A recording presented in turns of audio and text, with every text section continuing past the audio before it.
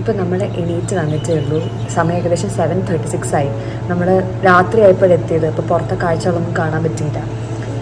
കുറച്ച് നേരത്തെ എണീറ്റിട്ട് ഫുൾ ടെറസൊക്കെ കണ്ട് നമ്മൾ രാവിലെ ബ്രേക്ക്ഫാസ്റ്റ് 8:30 പറഞ്ഞിട്ടുണ്ട്. ഈ എയർബിഎൻബി കിഡിലാണ് കേട്ടോ, നല്ലൊരു സ്റ്റേ ആണ്. ഇപ്പം ഞാനും റേനയും കൂടിയിട്ട് ഇന്ന് ടെറസും കാര്യങ്ങളൊക്കെ ജസ്റ്റ് കാണാൻ പോകാം. എന്നിട്ട് നമ്മൾ ബ്രേക്ക്ഫാസ്റ്റ് കഴിച്ചിട്ടാണ് ചെട്ടിനാട് എക്സ്പ്ലോർ ചെയ്യാൻ പോകുന്നത്. അപ്പോൾ ഞാൻ ഫുൾ കാണിച്ചു തരാം നമ്മുടെ ഇവിടുത്തെ ഒരു വ്യൂ. രാത്രി വന്നപ്പോൾ നമുക്കൊന്നും കാണാൻ പറ്റില്ല. ഇപ്പം എന്താ അവസ്ഥ നമുക്ക് നോക്കാം.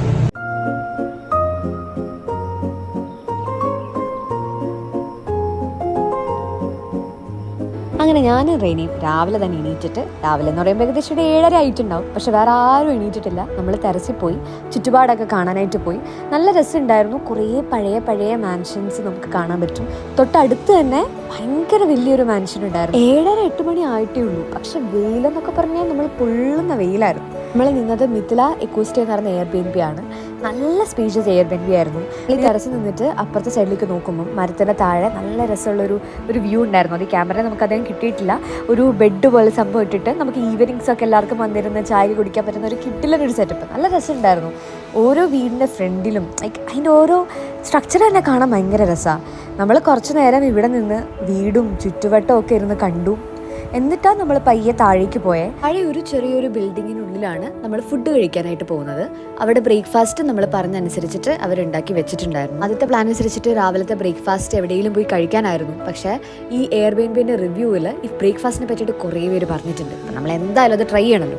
അങ്ങനെയാണ് നമ്മൾ ബ്രേക്ക്ഫാസ്റ്റ് അവരുടെ അടുത്ത് പറഞ്ഞ് അറേഞ്ച് ചെയ്തിട്ടുണ്ട്. ഇഡ്ഡലിയും പൊങ്കലും ആയിരുന്നു നമുക്ക് ഉണ്ടായിരുന്ന ഐറ്റംസ്. നല്ല കീടിലും ചമ്മന്തി റെഡിയാന്ന് പറഞ്ഞപ്പോൾ ബാക്കി ടീംസ് ഓരോരുത്തരായിട്ട് വരാൻ തുടങ്ങി. അങ്ങനെ നമ്മുടെ ഫുഡ് കഴിക്കൽ ടൈം. ഇഡ്ഡലിയും പൊങ്കലും അല്ലാണ്ട് തന്നെ നമുക്ക് ചായയോ കോഫിയോ എന്താന്ന് വെച്ചാൽ അപ്പം തന്നെ അവിടെയുള്ള ചേച്ചി നമുക്ക് ഉണ്ടാക്കി തരുമായിരുന്നു. അല്ല, ഒന്നാം തരം ബ്രേക്ക്ഫാസ്റ്റ് ഒക്കെ കഴിച്ചിട്ട് നമ്മൾ ചെട്ടിനാട് എക്സ്പ്ലോറേഷന് വേണ്ടിയിട്ട് ഇറങ്ങി. കാരിയെടുത്തൊക്കെ ഇറങ്ങാനായിട്ട് കുറച്ചൊന്ന് ലേറ്റായി. പോകുന്ന വഴിയൊക്കെ നല്ല രസമുണ്ടായിരുന്നു കാണാനായിട്ട്.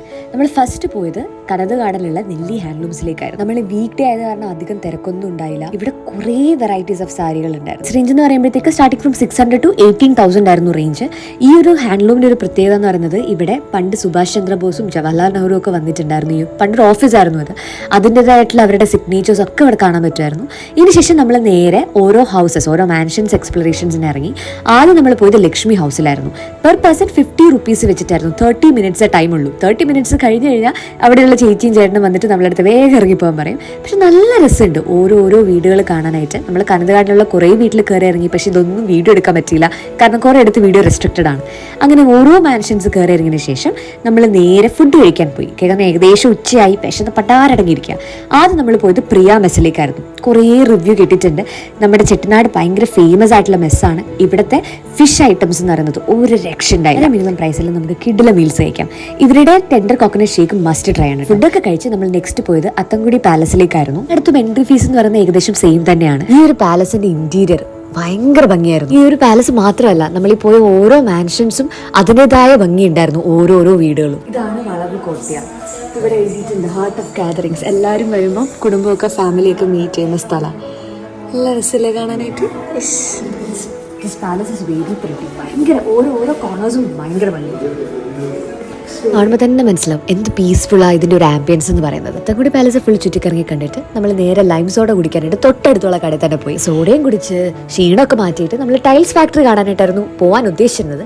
പക്ഷെ അത് നമ്മൾ മാറ്റി പിടിച്ചിട്ട് നമ്മൾ കണ്ടുകൊണ്ടേ ഷൂട്ട് ചെയ്ത ലൊക്കേഷനിലേക്ക് പോകാമെന്ന് വിചാരിച്ചു. ഉള്ളിലേക്ക് നമ്മളെ കയറ്റത്തില്ല, പുറത്തുനിന്ന് നമുക്ക് കണ്ട് ആസ്വദിക്കാം. നമ്മളപ്പോൾ ചുറ്റമൊക്കെ ഒന്ന് ചുറ്റിക്കറങ്ങിയിട്ട് നമ്മൾ നെക്സ്റ്റ് വീണ്ടും ചായ കുടിക്കാനായിട്ട് ഒരു ലൊക്കേഷനിലേക്ക് പോയി. എരുമപ്പാല് കിട്ടുമെന്ന് വിചാരിച്ചു പോയി. പക്ഷെ അവിടെ പാലൊന്നും കിട്ടിയില്ല, സാധാ ചായ ആയിരുന്നു ഉണ്ടായിരുന്നത്. ചായയും ബണ്ണും കഴിച്ച് റൂമിലേക്ക് പോയി. പിന്നെ രാത്രി നമ്മൾ ഡിന്നർ കഴിക്കാനായിട്ട് കാരക്കുടി ഗാർഡൻ ബിരിയാണി എന്ന് പറയുന്ന ഒരു റെസ്റ്റോറൻറ്റിലേക്കാണ് വന്നത്. കാരക്കുടി ബിരിയാണി കഴിക്കാനായിട്ട് നമ്മളിവിടെ വന്നിരിക്കുകയാണ്.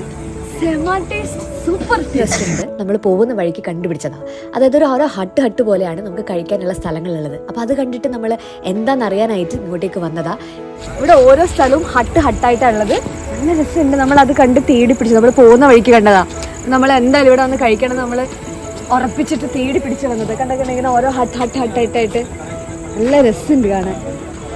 ഭയങ്കര പ്രൈവറ്റ് സ്പേസാ അല്ലേ. മാത്രമല്ല ഇവിടുത്തെ ഫുഡും കിഡിലനായിരുന്നു. നമ്മൾ ഫ്രൈഡ് റൈസ് പറഞ്ഞിട്ടുണ്ടായിരുന്നു, ചെട്ടിനാട് കറി പറഞ്ഞിട്ടുണ്ടായിരുന്നു, പിന്നെ മട്ടൻ്റെ ഒരു ഐറ്റം കൂടി പറഞ്ഞിട്ടുണ്ട്. പക്ഷെ കുറച്ച് എക്സ്പെൻസീവ് ആണെങ്കിലും ഇറ്റ് വാസ് വർത്ത് ഇറ്റ്. നല്ല ഫ്രൈഡ് റൈസും നാനും ചെട്ടിനാട് കറിയും എല്ലാം കഴിച്ചിട്ട് നമ്മൾ നേരെ ചായ കുടിക്കാനായിട്ട് പോകുന്ന വഴിക്കുള്ള ഒരു കടയിൽ കയറിയിട്ടുണ്ടായിരുന്നു. ഇവിടെ നമ്മൾ കുറച്ച് സ്വീറ്റ്സും വീട്ടിലേക്ക് കൊണ്ടുവരാനുള്ള സ്വീറ്റ്സും ചായയൊക്കെ വാങ്ങി കുടിച്ചിട്ടായിരുന്നു നമ്മൾ റൂമിലേക്ക് പോയിട്ടുണ്ടായിരുന്നു. ഫുഡും മാൻഷൻസും ഒക്കെ കണ്ട് നമ്മുടെ ചെട്ടിനാട് എക്സ്പ്ലോറേഷൻ തീർന്നിരിക്കുകയാണ്. ഇനി മധുരയിലേക്ക് അടുത്ത വ്ളോഗിൽ കാണാം.